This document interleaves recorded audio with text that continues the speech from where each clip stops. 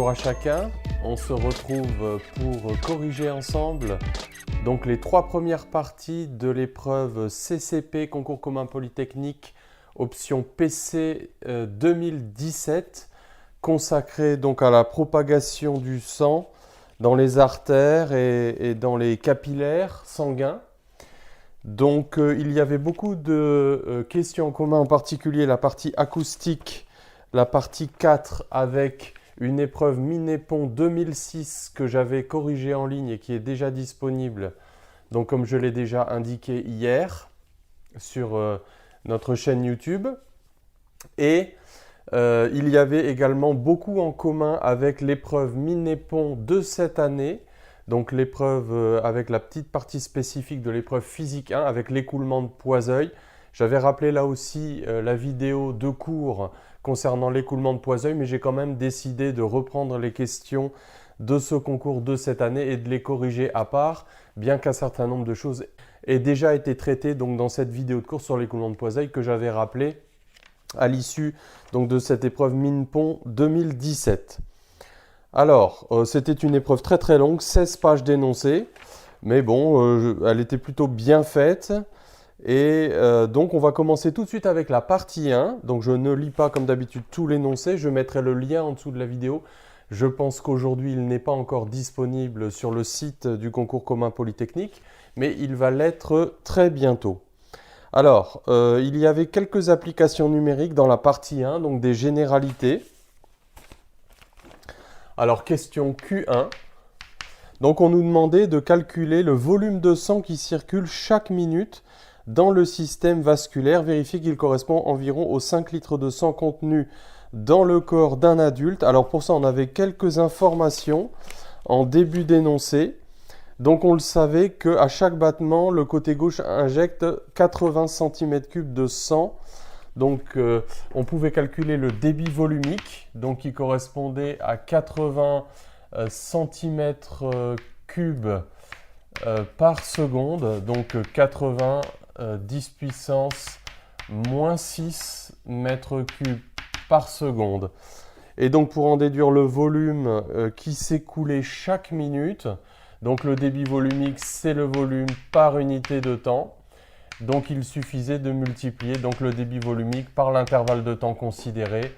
Donc 90 puissance moins 6 multiplié par 60, soit ça faisait donc delta V est égal à 4,8 10 puissance moins 3 mètres cubes, donc 4,8 litres, sachant donc que 1 décimètre cube, ça fait donc bien sûr 1 litre. Alors question Q2. Donc en considérant que le côté droit du cœur développe une puissance mécanique de 0,2 watts, vérifiez que la puissance mécanique massique totale du cœur est de 5 watts par kilogramme. On pourra notamment s'appuyer sur une analyse dimensionnelle. Alors, la puissance totale du cœur mécanique, c'est la puissance du côté gauche plus la puissance du côté droit. Alors, on nous donnait la puissance du côté droit, c'était 0,2 watts, donc il fallait calculer la puissance du côté gauche. Alors, dans l'énoncé, qu'est-ce qu'on nous disait? On nous disait que à chaque battement, le côté gauche injecte 80 cm3 de sang par l'aorte à la pression de 16 kPa.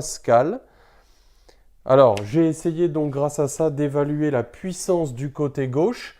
Alors, ça m'a fait penser un petit peu à ce que j'appelle la formule bazooka, hein. C'est le premier principe appliqué à un fluide en écoulement. Donc, sous la version débit, puisqu'on peut considérer finalement que la partie gauche du cœur, c'est comme un système ouvert avec écoulement qui échange du travail avec le sang qui s'écoule. Hein. Donc, on sait que le débit massique fois donc la variation d'enthalpie massique, c'est la puissance mécanique utile plus la puissance thermique utile. Si on considère que la transformation est réversible, on aura donc dm qui va être delta h qui va être égal à delta p sur ρ. Pour évaluer cette puissance mécanique, voilà, par analyse dimensionnelle, comment on pouvait s'y prendre. Donc, c'est cette puissance mécanique du côté gauche. Donc, dm, le débit massique, c'est ρ fois le débit volumique fois delta P. On n'était pas obligé de passer par cette petite formule, mais ça pouvait aider. Donc, ça, c'est donc la puissance du côté gauche. Donc, la variation de pression, alors ici, P, c'est la pression. Donc, la variation de pression entre l'entrée et la sortie du cœur, la partie gauche, donc multipliée par le débit volumique. Ça va être homogène donc à la puissance communiquée donc, au sang de la part du cœur. Donc on aura delta P, c'était 16 kilopascal. Donc 16, on met tout bien sûr en unité SI.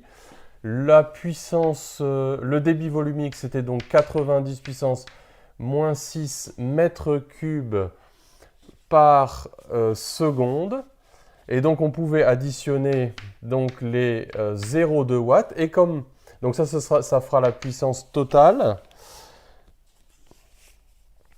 ce qui nous donne donc 1,28 plus 0,2 watts, soit 1,48 watts. Et donc si on voulait ramener ça à l'unité de masse pour le cœur, on divisait ça, donc on pourrait mettre ça dp sur dτ du cœur, une puissance volumique ou petit p si on veut. Donc ça fera 1,48 divisé par la masse du cœur. Donc c'était 0,3 kg et on arrive à 4,93 watts par kilogramme. Donc valeur très très proche de celle qui était donnée dans le texte qui était de 5 watts par kilogramme. Alors on pouvait faire purement de l'analyse dimensionnelle bien sûr. Alors, en physiologie, question Q3, on estime qu'environ 10% de l'énergie reçue par un muscle est convertie en travail mécanique. À quoi peuvent servir les 90% restants? Donc, j'ai pensé à une énergie thermique, bien sûr, pour maintenir la température de l'organe en place. Donc énergie thermique. Question Q4. Préciser la relation reliant le nombre de vaisseaux N à leur rayon A. Cette relation correspond à la loi expérimentale de Murray. Donc dans le texte, on nous donnait ce graphe où on avait le log. Alors j'ai supposé que c'était le log décimal. C'était peut-être un petit peu ambigu. Je crois que c'est le log décimal parce que j'ai vérifié la valeur ici. Donc on nous donnait le log décimal, le nombre de vaisseaux à leur rayon A exprimé en micromètres. Et assorti de ça, on avait un tableau. Donc on pouvait par exemple vérifier cette virgule de 3,74. Donc on avait cette droite. Et donc on voit qu'on veut modéliser cette équation. On veut modéliser cette équation. Donc on va écrire que log de n est égal à une pente fois log de A plus une ordonnée à l'origine. Alors, cette pente, on peut tout de suite dire, donc ça fait 10, alors elle est négative, moins 10 divisé par 3,7, donc plus 10, avec donc A exprimé en micromètres. Et donc 10 divisé par 3,7, ça faisait 2,67, donc moins 2,7, si on veut. Donc log de A plus 10.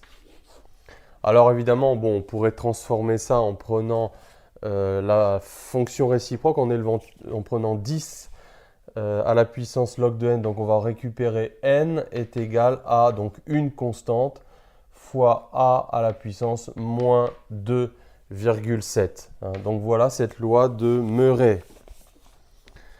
Estimer la vitesse moyenne du sang dans l'artère aorte. Donc la vitesse moyenne d'un fluide qui s'écoule. Alors ici le fluide était visqueux, mais donc on peut dire que c'est celle qui nous donne un débit identique. Donc on pouvait écrire que le débit volumique était égal donc à au flux du vecteur vitesse à travers une section. Donc pas de rond, c'est pas un flux sur une surface fermée. Donc dV ça faisait valeur moyenne donc fois pi A carré.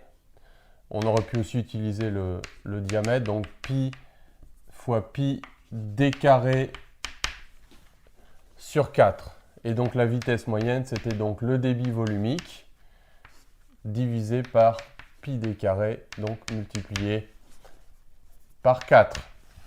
Alors application numérique, donc on avait 4 donc fois 90 puissance moins 6 divisé par 3,14. Donc le diamètre c'était 10 mm, donc 10 moins 2 au carré. Donc 4 fois 8, 32, donc 320, 10 puissance 2, moins 10 puissance moins 2, sur 3,14. Et donc ça fait de l'ordre de grandeur de 1 mètre par seconde. Donc voilà pour la partie grand 1. Donc on va passer maintenant à la partie grand 2 qui traitait de la loi de Poiseuille. Donc visiblement cette année, la loi de Poiseuille a vraiment été mise à l'honneur, à la fois sur le concours Minépon et sur le concours CCP. Donc on nous présentait un tronçon d'artère entre deux sections A et B, avec une pression donc PA uniforme sur chacune des sections, PA et PB. Alors question 6, pourquoi choisit-on des pressions en entrée et en sortie différentes pour décrire cet écoulement? Alors on sait que parce que l'écoulement est visqueux, on a ce qu'on appelle une perte de charge. Donc la perte de charge, c'est la chute de pression due au frottement entre le fluide et les parois, ou même au sein du fluide lui-même. Et donc on peut démontrer, on le démontrera tout à l'heure, que cette perte de charge est linéaire, c'est-à-dire que si on fait une prise de pression statique, on a des colonnes de fluide au repos ici, eh bien, les points vont être alignés. Donc ça, tout ça, c'était des petits bonus que tu pouvais préciser. Ce n'était pas forcément demandé, mais donc, en tout cas, utiliser l'expression perte de charge, je pense que ça pouvait être tout à fait valorisé. Donc, c'était la question Q6. Alors, question Q7, on nous rappelait l'équation de Navier-Stokes. Donc,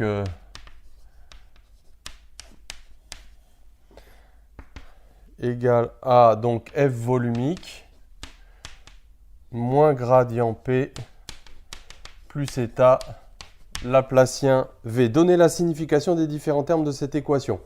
Alors on pouvait dire pas mal de choses.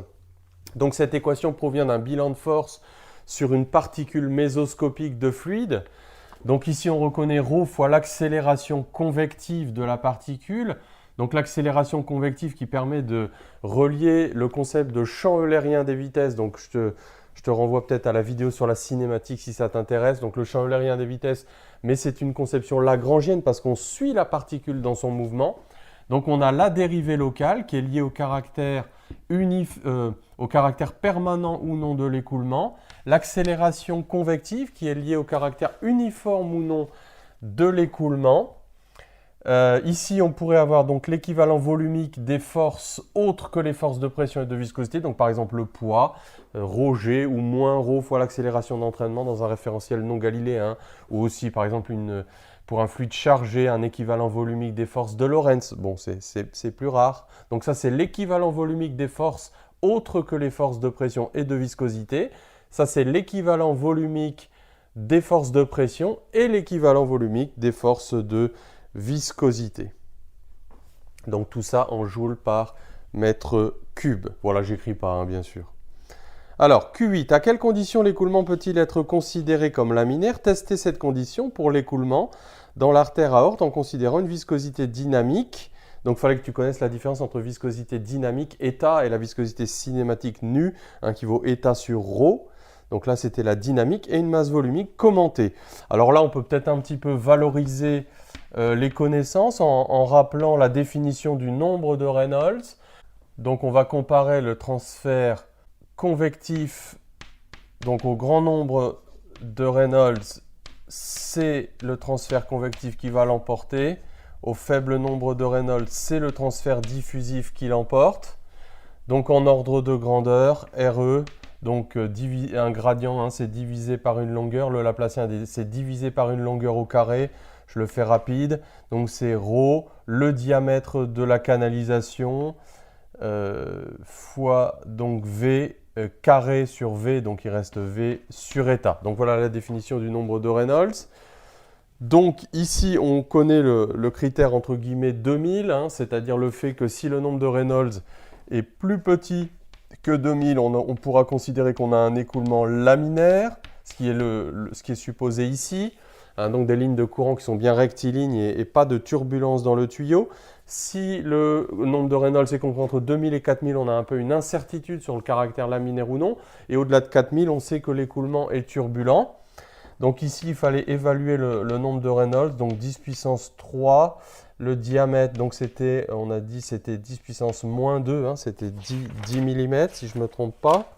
La vitesse, donc on avait calculé 1 mètre par seconde. Et la viscosité, c'était la viscosité dynamique. Donc c'était des poids-œil ou des pascals secondes.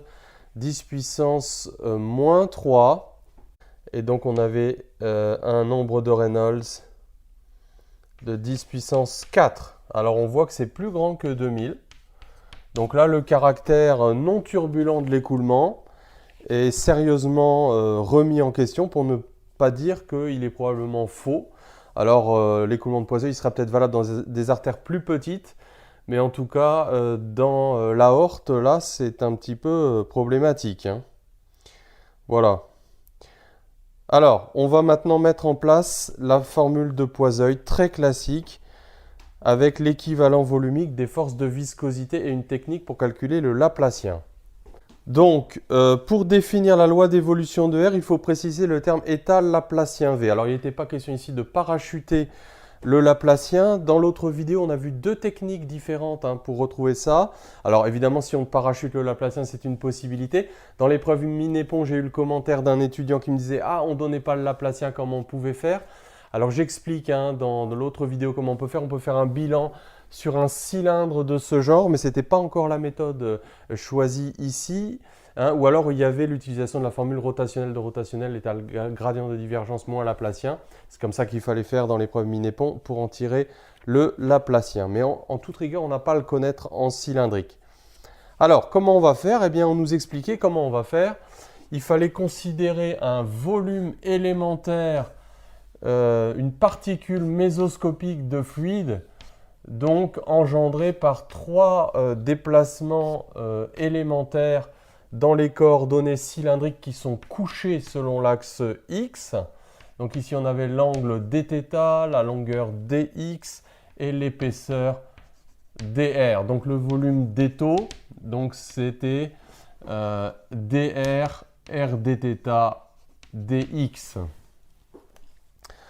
Et donc, il fallait faire un bilan de force sur ce petit volume pour retrouver l'expression de l'équivalent volumique des forces de pression. Alors, on nous expliquait que sur la paroi du dessus, on avait une force dF+.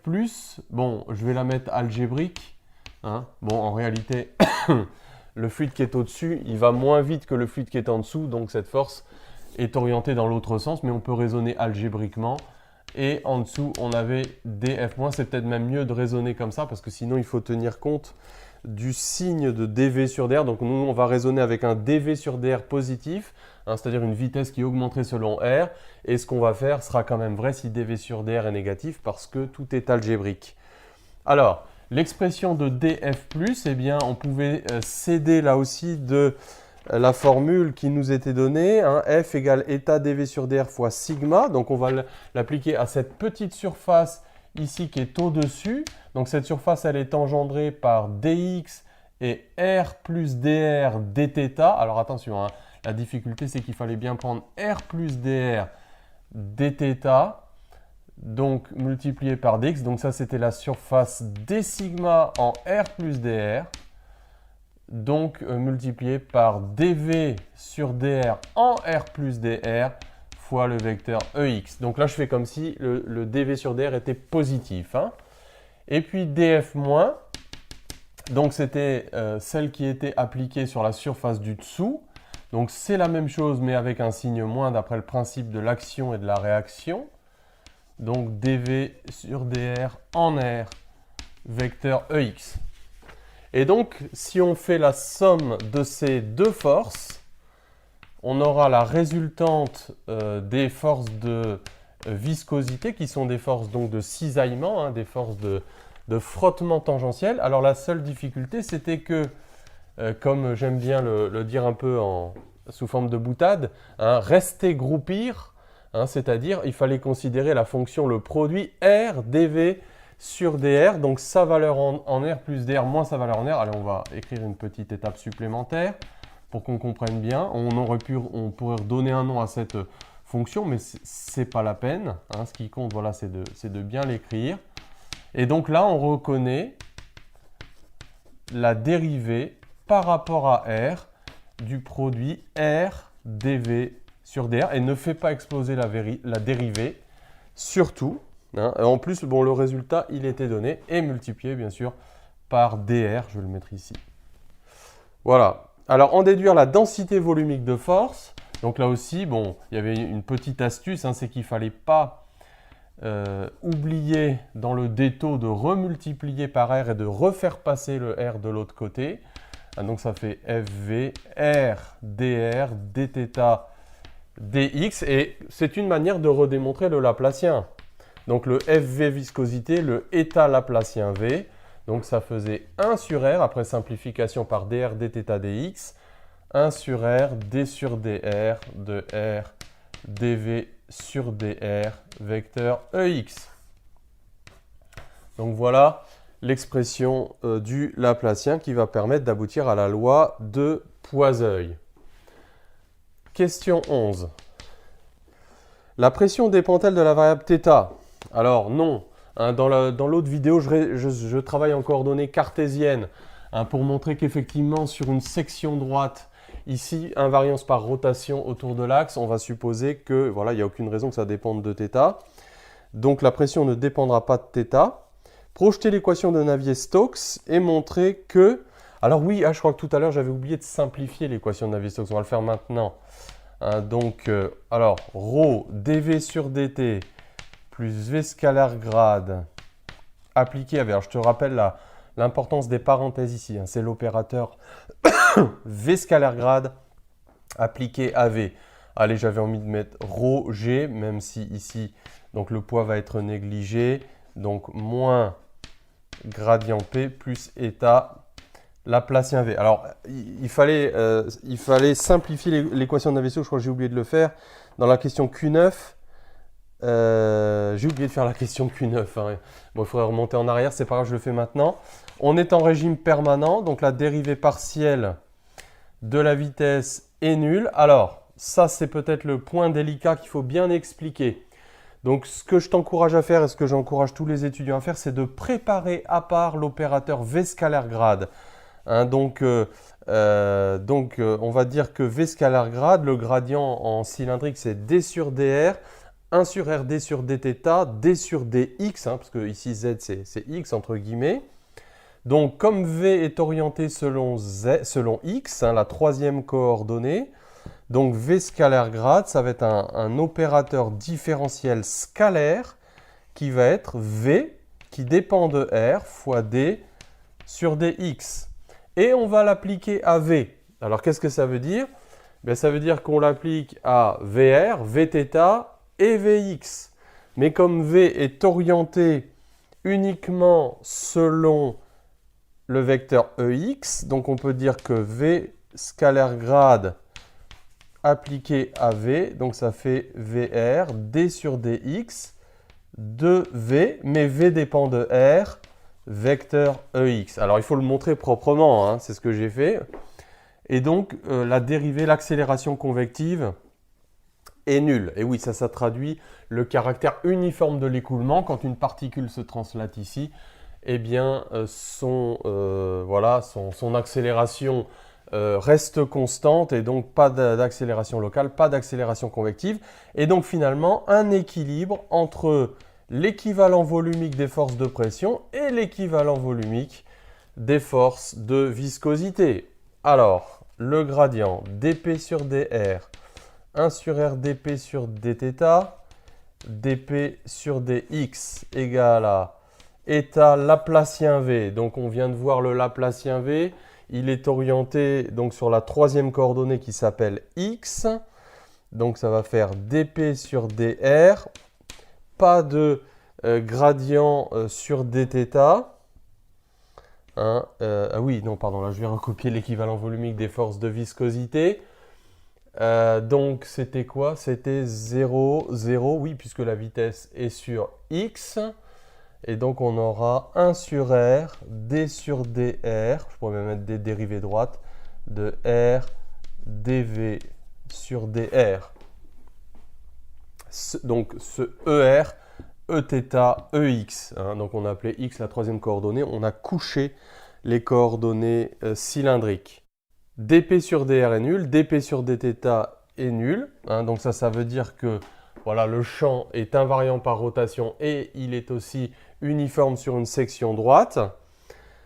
Et donc on a cette équation-là. Alors, donc P, il ne pourrait dépendre que de R, θ et x, mais il ne dépend ni de R ni de θ, donc ce terme-là ne peut dépendre que de x, et ce terme-là ne peut dépendre que de R. Tout ça, il faut l'expliquer, hein, je le fais à l'oral rapidement. Donc ça dépend de x, ça dépend de r, ça n'est possible, donc je le réécris que si, donc en fait c'est une dérivée droite, dp sur dx est égal à 1 sur r, d sur dr de r, c'est ce qui va nous mener à l'écoulement parabolique, au profil parabolique de Poiseuille. Hein, donc tout ça, ça va être une constante, donc ça dépend de x, ça dépend de r, et ça n'est possible que si c'est une constante, et cette constante c'est donc le gradient de pression. Hein, donc ça va faire PB moins PA sur L. Donc pression finale moins pression initiale, hein, comme une pente, sur L. Et donc grâce à ça, on peut intégrer. Alors comme d'habitude, tu restes groupir.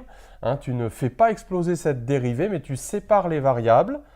Donc d sur dr de R dv sur dr est égal à R facteur de PB moins PA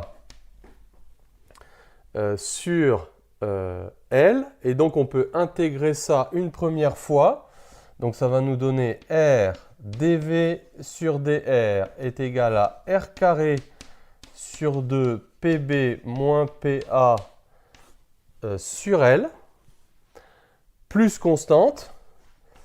Alors on peut tout de suite voir que quand R vaut 0, les deux termes s'annulent, donc la constante est nulle. On pourrait le voir aussi en divisant par R et en disant on ne doit pas avoir de terme non défini en R égale 0.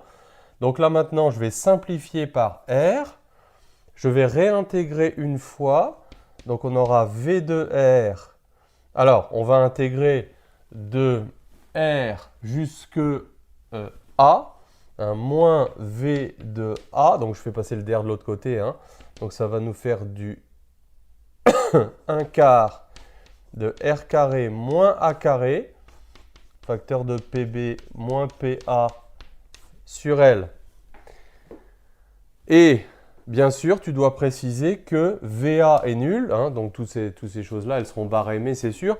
Donc il y a continuité de la composante tangentielle de la vitesse adhérence des particules de fluide à la paroi de la canalisation qui est fixe, de l'aorte, hein, du vaisseau sanguin, et donc la vitesse tangentielle est nulle, et donc on obtient ce profil parabolique de vitesse, hein, donc si on dessine V en fonction de R, donc R ne peut être que positif bien sûr, hein, on a ça, et puis alors très souvent on reporte ce profil comme ça, hein, en dessinant la parabole. Q12, donner l'expression du débit volumique, donc ça c'est la loi de Poiseuille, hein, donc c'est les mêmes questions que dans l'épreuve Minépon. Donc pour calculer le débit volumique, la loi de Poiseuille à la question 12 qui va nous permettre de définir la résistance hydraulique, donc on va utiliser la formule du débit volumique, c'est le flux du vecteur V à travers donc toute section du tuyau du vaisseau sanguin.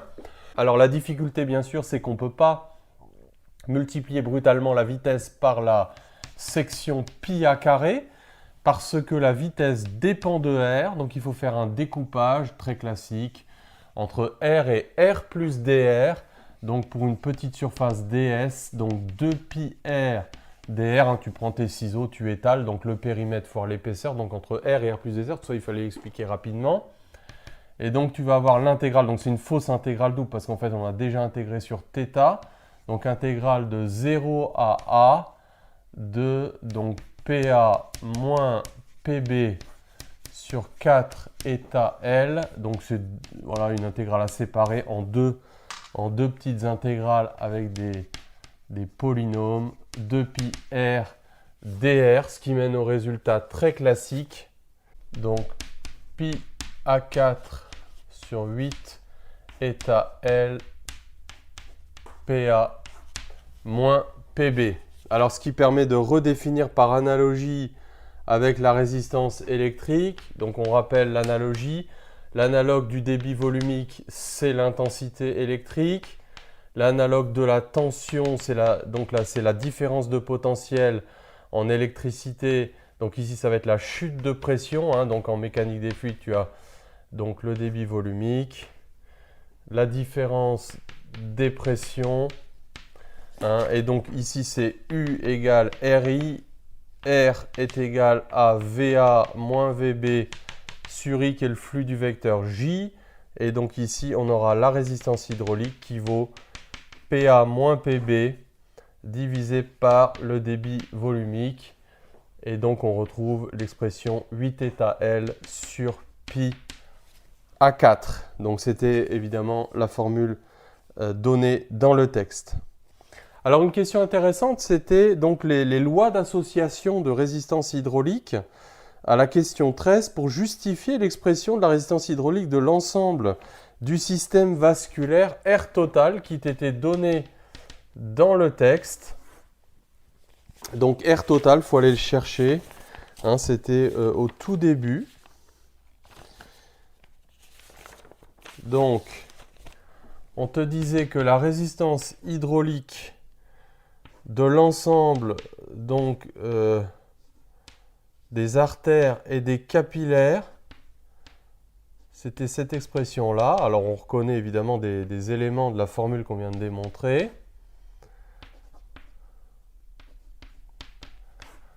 Donc, ce qu'il fallait simplement rappeler, c'était que des résistances hydrauliques en série, on additionne les résistances, on voit bien qu'elle est proportionnelle à la longueur, la résistance hydraulique, et qu'en parallèle, ce sont les conductances hydrauliques que l'on associe. Alors, donc on avait ici un certain nombre d'artères qui elles-mêmes se séparent en un certain nombre de capillaires. Le nombre total d'artères, c'était Na. Le nombre total de capillaires, c'était NC. Les artères étaient de longueur LA, le capillaire était de longueur LC. Et il fallait calculer donc la résistance hydraulique de cet ensemble et montrer qu'elle était équivalente à ça. Donc il fallait faire un petit raisonnement en montrant comment successivement on allait associer les résistances hydrauliques et en se servant de ça. On pourrait utiliser aussi la conductance hydraulique. Donc c'est pi A4 sur 8 eta L. Alors, comment on va faire? Donc déjà, ce qu'on pourrait faire, c'est associer ici sur une branche. Donc on voit qu'on a Na branches en parallèle. Donc on sait qu'on va additionner les conductances, ça on le fera à la fin. On va déjà parler ici des conductances, la conductance équivalente sur une branche, hein, donc ce que je vais appeler G équivalent. Donc combien a-t-on ici de capillaires? Eh bien on en a le nombre total divisé par le nombre de branches.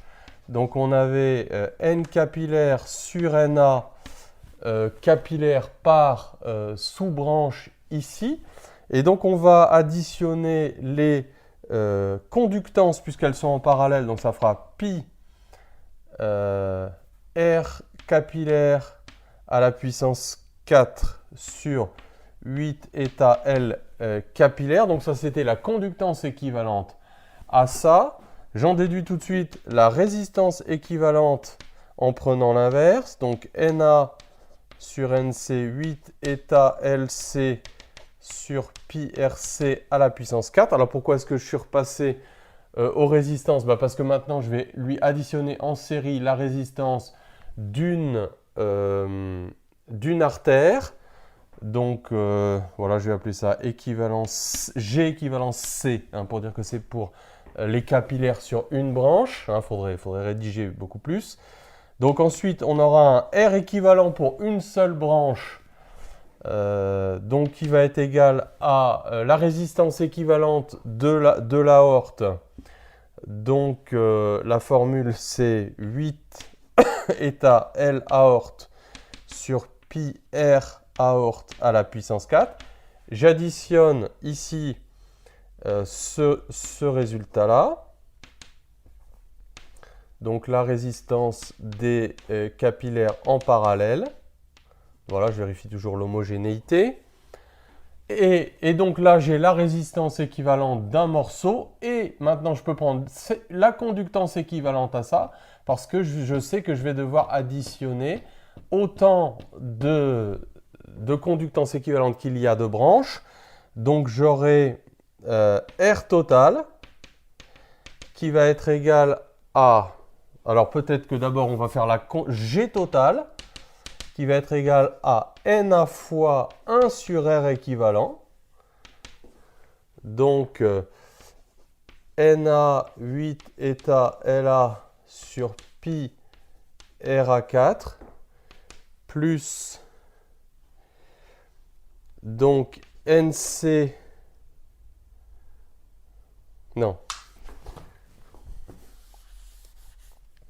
Donc NA sur R équivalent, donc NA divisé par la somme, 8 état LA sur pi RA à la puissance 4 plus NA sur NC, 8 état LC sur pi RC à la puissance 4. Et on prend encore l'inverse. Et donc là, eh bien, on aboutit très exactement en mettant en facteur, en simplifiant les NA là où on peut. Donc on aboutit à l'expression R total du texte. Donc les différentes étapes, c'est j'additionne les conductances en parallèle, je reprends l'inverse, j'additionne avec la résistance équivalente, je reprends toutes les conductances en parallèle et au dernier moment, je reprends l'inverse. Donc il fallait expliquer bien sûr la démarche. Alors, dernière partie que j'aimerais corriger dans cette vidéo, donc c'est la confrontation d'un modèle théorique pour la loi de Murray, donc avec la loi phénoménologique qu'on a donnée tout à l'heure, avec l'exploitation donc de ce graphe-là, et tout cela était guidé, c'était la partie 3. Donc, alors, on suppose partie 3 que l'organisme dispose d'un volume V0 donné de tissu pour réaliser les parois du système vasculaire et que l'épaisseur E d'un vaisseau est proportionnelle à son rayon. Donc si je dessine un vaisseau, il a un certain rayon et donc l'épaisseur, on me dit qu'elle est proportionnelle au rayon. Donc E est égal à alpha R. Donc, alors, le volume total de tous les vaisseaux, de tous les tissus, donc il s'agissait simplement évidemment des volumes de la membrane compris entre R et R plus E. Donc ça va nous donner ce volume. Donc, alors, il y aura NA artères, chacune ayant un volume. Donc je fais un découpage, hein. Je prends les ciseaux, j'étale. Donc j'ai un parallélépipède de longueur LA, de rayon de périmètre, donc de largeur 2 pi RA, multiplié par l'épaisseur EA. Et puis j'ai la même chose pour les capillaires. Donc NC capillaire, chacun de volume ici. Et puis donc on va remplacer les épaisseurs par alpha R. Donc ça va nous donner NA, LA, 2pi, alpha, RA carré, plus NC, LC, 2pi, alpha, RC carré. Alors, en exprimant que le système circulatoire se construit en utilisant une quantité minimale, et donc un volume minimal, déterminé DRC sur DRA. Donc, on va différencier cette expression en fonction du rayon. dV0, donc c'est un extrémum, donc c'est un minimum. Donc, le 2pi, on peut le mettre en facteur. Donc, on aura NA, LA, alpha, 2RA, DRA, plus NC, LC, alpha, tiens le alpha je vais le mettre en facteur, 2RC DRC. Donc on en déduit une condition, donc cette parenthèse doit s'annuler, donc DRC sur DRA qui va être égal à moins NA LA RA sur NC LC RC. Donc voilà la condition de la question 14. Question 15. Le corps se construit aussi de façon à minimiser la résistance hydraulique R totale du système circulatoire. Montrez que cela entraîne une relation, etc. Alors, la résistance hydraulique, il faut que je recopie son expression. Donc, ça c'est donc la question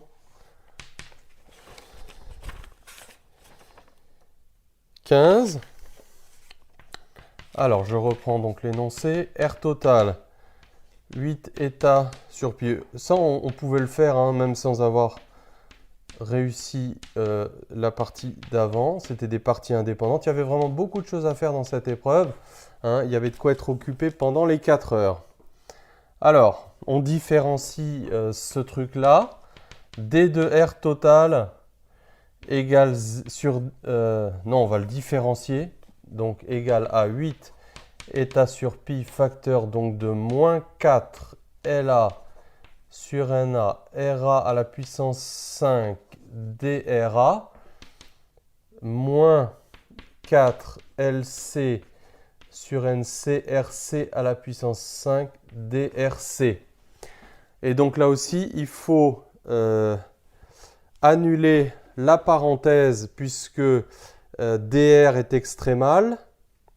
Donc voilà la condition tirée de la minimisation de la résistance hydraulique totale.